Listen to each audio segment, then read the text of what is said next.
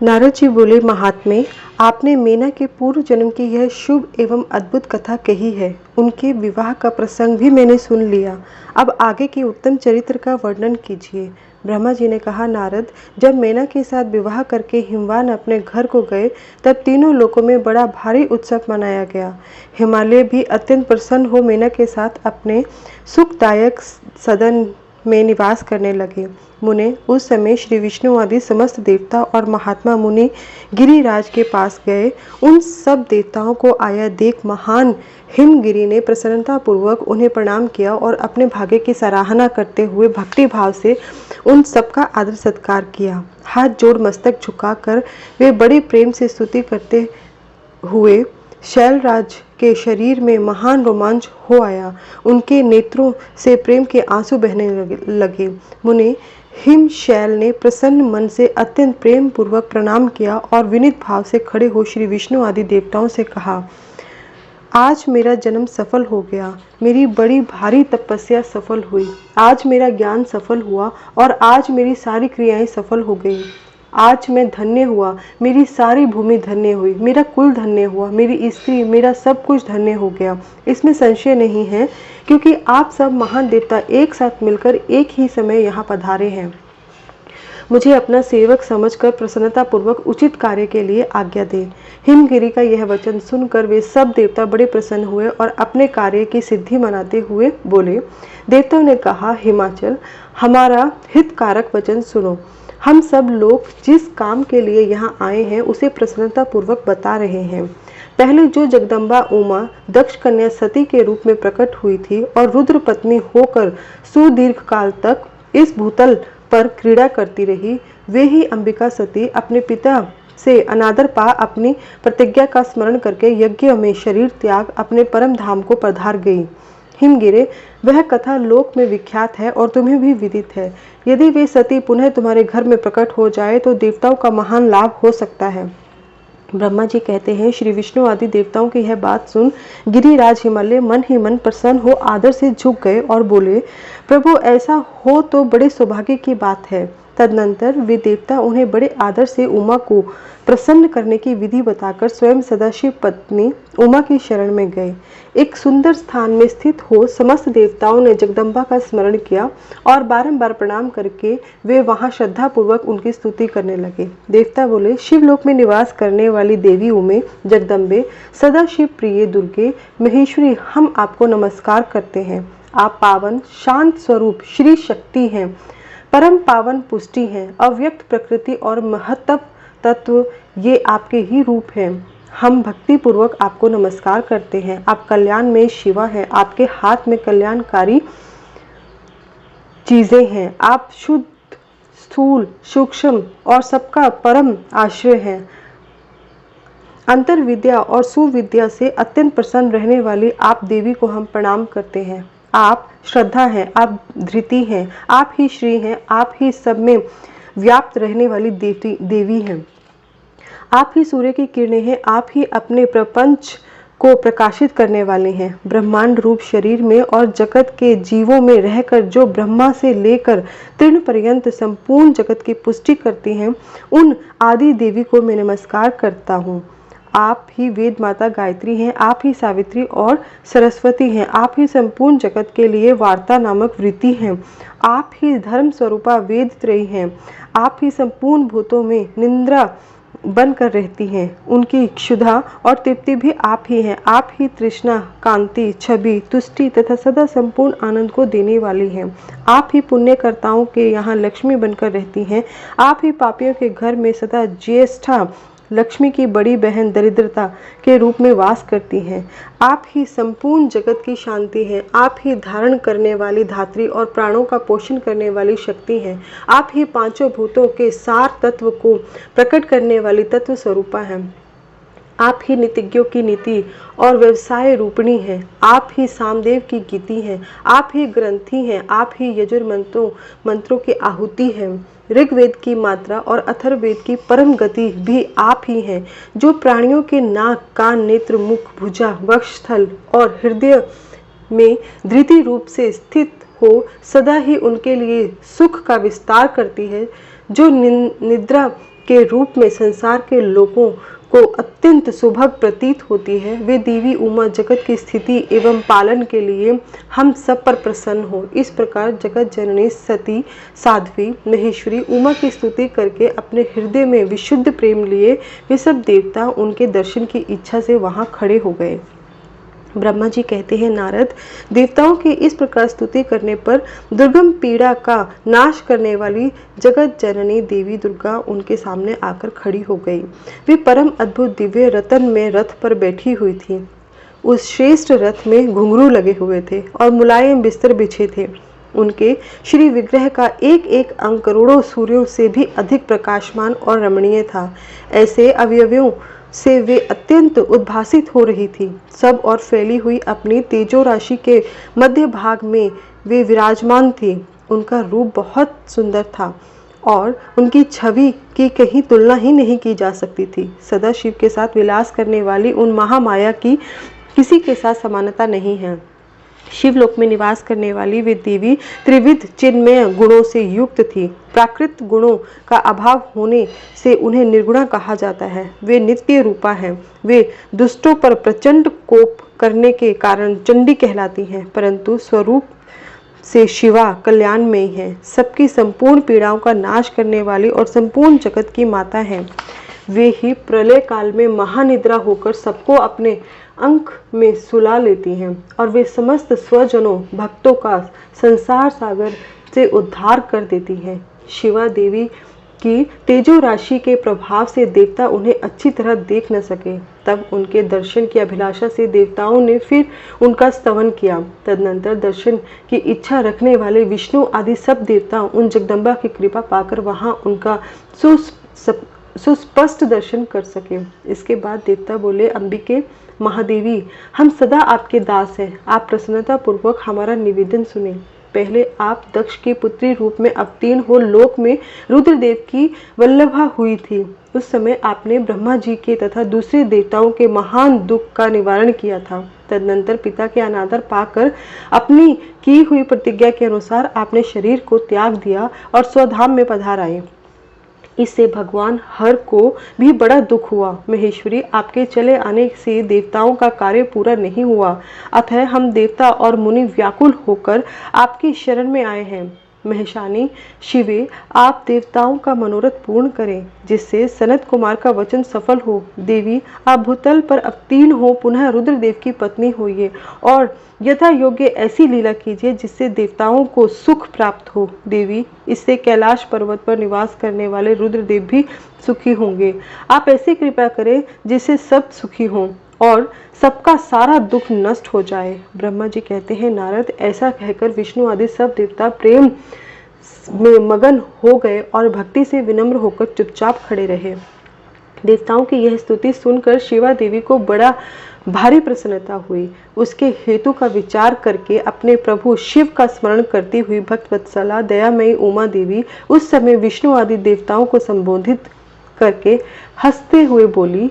उमा देवी ने कहा, हे हरे, हे विधे और हे देवताओं और मुनियों, तुम सब लोग अपने मन से व्यथा को निकाल दो और मेरी बात सुनो। मैं तुम सब पर प्रसन्न हूँ, इसमें संशय नहीं है। सब लोग अपने अपने स्थान को जाओ और चिरकाल तक सुखी रहो। मैं अवतार ले मेना की पुत्री हो उन्हें सुख दूंगी और रुद्रदेव की पत्नी हो जाऊंगी। यह मेरा अत्यंत गुप्त मत है।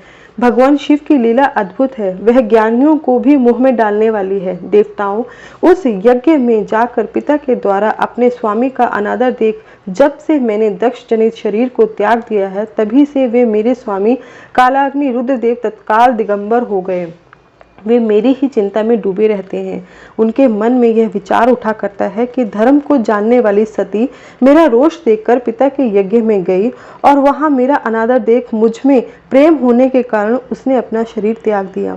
यही सोचकर वे घर बार छोड़ अलौकिक वेश धारण करके योगी हो गए। मेरी स्वरूप भूता सती के वियोग को वे महेश्वर सहन न कर सके। देवताओं, भगवान रुद्र की भी यह अत्यंत इच्छा है कि भूतल पर मेना और हिमालय के घर में मेरा अवतार हो, क्योंकि वे पुनः मेरा पानी ग्रहण करने के अधिक अभिलाषा रखते हैं अतः मैं रुद्रदेव के संतोष के लिए अवतार लूंगी और लौकिक गति का आश्रय लेकर हिमालय पत्नी मेना की पुत्री हो जाऊंगी। ब्रह्मा जी कहते हैं, नारद, ऐसा कहकर जगदम्बा शिवा उस समय समस्त देवताओं के देखते देखते ही अदृश्य हो गई और तुरंत अपने लोक में चली गई। तदनंतर हर्ष से भरे हुए विष्णु आदि समस्त देवता और मुनि उस दिशा को प्रणाम करके अपने अपने धाम चले गए। नारद जी ने पूछा, पिताजी, जब देवी दुर्गा अंतर्धान हो गई और देवगण अपने अपने धाम को चले गए तो उसके बाद क्या हुआ? ब्रह्मा जी ने कहा, मेरे पुत्रों में श्रेष्ठ नारद, जब विष्णु आदि देव समुदाय हिमालय और मेना को देवी की आराधना का उपदेश दे चले गए, तब गिरिराज हिमालय और मेना दोनों दंपत्ति ने बड़ी भारी तपस्या आरंभ की। वे दिन रात शंभु और शिवा का चिंतन करते हुए भक्ति युक्त चित्त से नियत उनकी सम्यक रीति से आराधना करने लगे। हिमवान की पत्नी मेना बड़ी प्रसन्नता से शिव सहित शिवा देवी की पूजा करने लगी। वे उन्हीं के संतोष के लिए सदा ब्राह्मणों को दान देती रहती थी। मन में संतान की कामना ले मेना चैत्र मास के आरंभ से लेकर 27 वर्षों तक प्रतिदिन तत्परता पूर्वक शिवा देवी की पूजा और आराधना में लगी रही। वे अष्टमी को उपवास करके नवमी को लड्डू, बलि सामग्री, पीठी, खीर और गंध पुष्प आदि देवी को भेंट करती थी। गंगा के किनारे औषधि प्रस्थ में उमा की मिट्टी की मूर्ति बनाकर नाना प्रकार की वस्तुएं समर्पित करके उसकी पूजा करती थी। मेना देवी कभी निराहार रहती, कभी व्रत के नियमों का पालन करती, कभी जल पीकर रहती और कभी हवा पीकर ही रह जाती।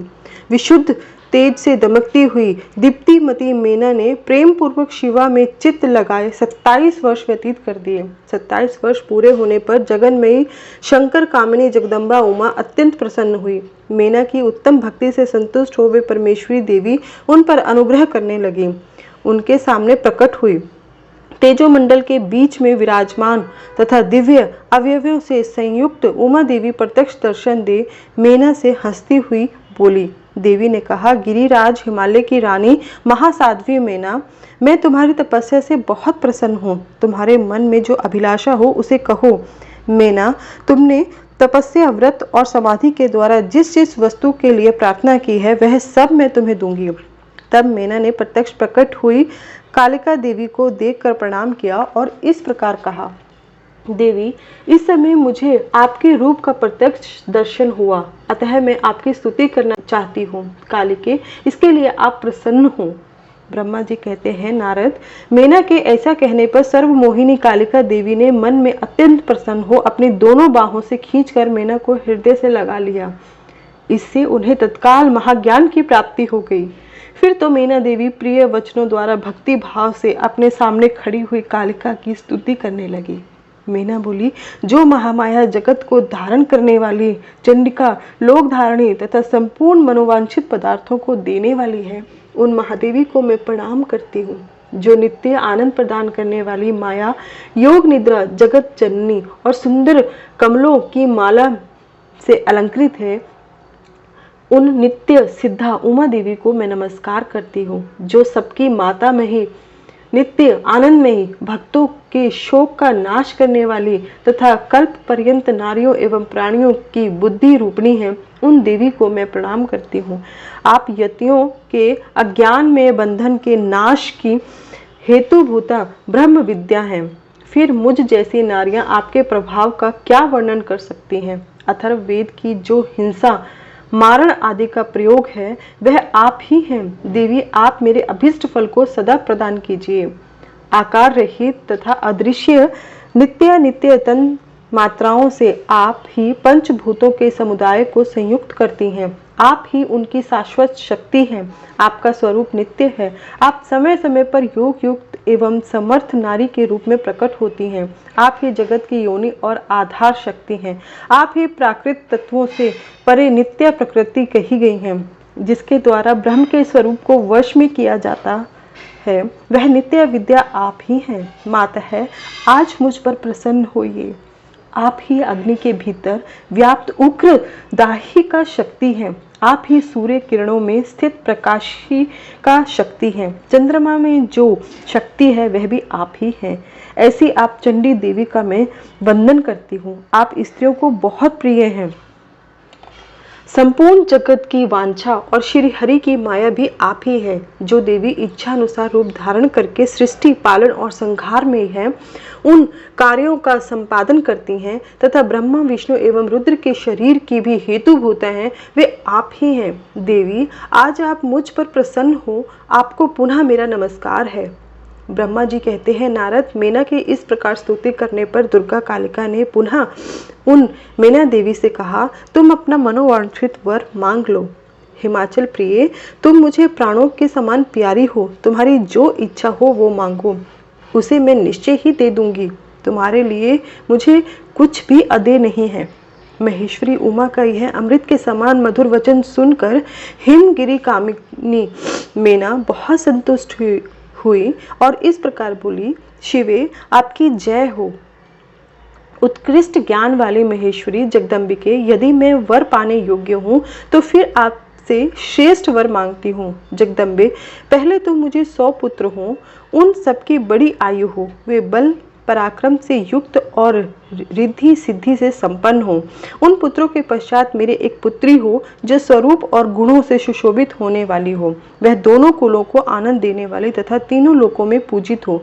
जगदम्बिके, आप ही देवताओं का कार्य सिद्ध करने के लिए मेरी पुत्री तथा रुद्रदेव की पत्नी होइए और तदनुसार लीला कीजिए। ब्रह्मा जी कहते हैं, नारद, मेना की बात सुनकर प्रसन्न हृदय देवी उमा ने उनके मनोरथ को पूर्ण करने के लिए मुस्कुरा कर कहा, पहले तुम्हें 100 बलवान पुत्र प्राप्त होंगे, उनमें भी एक सबसे अधिक बलवान और प्रधान होगा, जो सबसे पहले उत्पन्न होगा। तुम्हारी भक्ति से संतुष्ट हो, मैं स्वयं तुम्हारे यहाँ पुत्री के रूप में अवतीर्ण होंगी और समस्त देवताओं से सेवित हो उनका कार्य सिद्ध करूंगी। ऐसा कहकर जगतधात्री परमेश्वरी कालिका शिवा ने मेना के देखते देखते ही वहां से अदृश्य हो गई। तात महेश्वरी से अभिष्ट वर पाकर मेना को भी अपार हर्ष हुआ। उनका तपस्या जनित सारा कलेश नष्ट हो गया। मुने, फिर काल क्रम से मेना के गर्भ रहा और वह प्रतिदिन बढ़ने लगा। समय अनुसार उसने एक उत्तम पुत्र को उत्पन्न किया, जिसका नाम मेनाक था। उसने समुद्र के 7 उत्तम मैत्री बांधी। वह अद्भुत पर्वत नाग बंधुओं के उपभोग का स्थल बना हुआ है। उसके समस्त अंग श्रेष्ठ हैं। हिमालय के 100 पुत्रों में वह सबसे श्रेष्ठ और महान बल पराक्रम से संपन्न है। अपने से तथा अपने बाद प्रकट हुए समस्त पर्वतों में एकमात्र मेनाक ही पर्वतराज के पद पर प्रतिष्ठित है।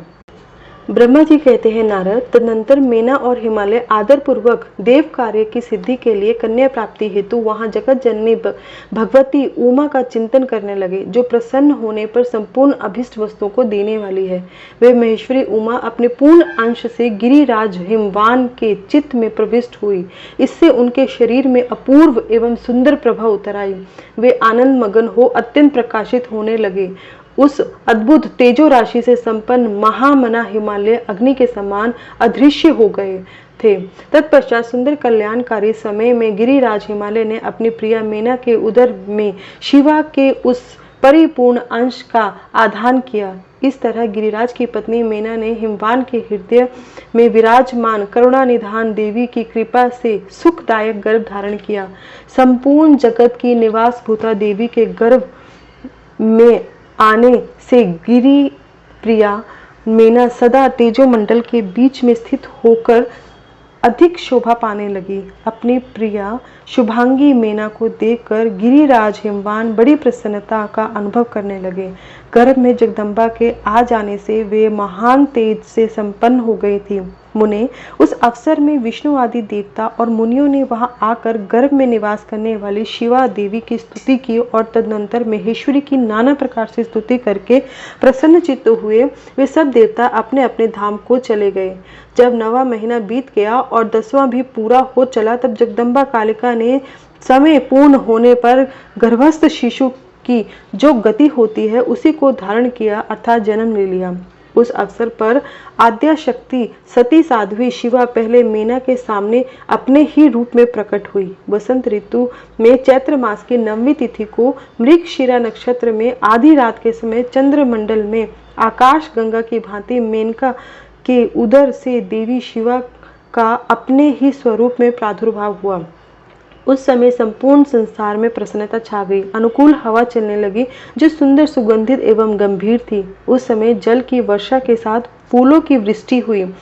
विष्णु आदि सब देवता वहां आए। सबने सुखी होकर प्रसन्नता के साथ जगदम्बा के दर्शन किए और शिवलोक में निवास करने वाली दिव्य रूपा महामाया शिव कामिनी मंगलमय कालिका माता का स्तवन किया। नारद, जब देवता लोग स्तुति करके चले गए तब मेनका उस समय प्रकट हुई नील कमल दल के समान कांति वाली श्याम वर्णा देवी को देखकर अतिशय आनंद का अनुभव करने लगी। देवी के उस दिव्य रूप का दर्शन करके गिरि प्रिया मेना को ज्ञान प्राप्त हो गया। वे उन्हें परमेश्वरी समझकर अत्यंत हर्ष से उल्लासित हो उठी और संतोष पूर्वक बोली। मेना ने कहा, जगदम्बे, आपने बड़ी कृपा की जो मेरे सामने प्रकट हुई। अंबिके, आपकी बड़ी शोभा हो रही है। शिवे, आप संपूर्ण शक्तियों में आद्या शक्ति तथा तीनों लोकों की जननी हैं। आप भगवान शिव को सदा ही प्रिय हैं तथा संपूर्ण देवताओं से प्रशंसित पराशक्ति हैं। महेश्वरी, आप कृपा करें और इसी रूप में मेरे ध्यान में स्थित हो जाएं। साथ ही मेरी पुत्री के अनुरूप प्रत्यक्ष दर्शन रूप धारण करें। ब्रह्मा जी कहते हैं, नारद, पर्वत पत्नी मेना की यह बात सुनकर अत्यंत प्रसन्न हुई शिवा देवी ने उस गिरि प्रिया को इस प्रकार उत्तर दिया। देवी बोली, मेना, तुमने पहले तत्परता पूर्वक मेरी बड़ी सेवा की थी। उस समय तुम्हारी भक्ति से प्रसन्न हो मैं वर देने के लिए तुम्हारे निकट आई। वर मांगो। मेरी इस वाणी को सुनकर तुमने जो वर मांगा वह इस प्रकार है। महादेवी, आप मेरी पुत्री हो जाएं और देवताओं का हित साधन करें। तब मैंने तथास्तु कहकर तुम्हें सादर यह वर दे दिया और मैं अपने धाम को चली गई। गिरि कामिनी, उस वर के अनुसार समय पाकर आज मैं तुम्हारी पुत्री हुई हूँ। आज मैंने जो दिव्य रूप का दर्शन कराया है इसका उद्देश्य इतना ही है कि तुम्हें मेरे स्वरूप का स्मरण हो जाए, अन्यथा मनुष्य रूप में प्रकट होने पर मेरे विषय में तुम अनजान ही बनी रहती। अब तुम दोनों दंपत्ति पुत्री भाव से अथवा दिव्य भाव से मेरा निरंतर चिंतन करते हुए मुझ में स्नेह रखो। इससे मेरी उत्तम गति प्राप्त होगी। मैं पृथ्वी पर अद्भुत लीला करके देवताओं का कार्य सिद्ध करूंगी। भगवान शंभु की पत्नी होंगी और सज्जनों का संकट से उद्धार करूंगी। ऐसा कहकर जगन माता शिवा चुप हो गई और उसी क्षण माता के देखते देखते प्रसन्नता पूर्वक नवजात पुत्री के रूप में परिवर्तित हो गई। जय महामाई।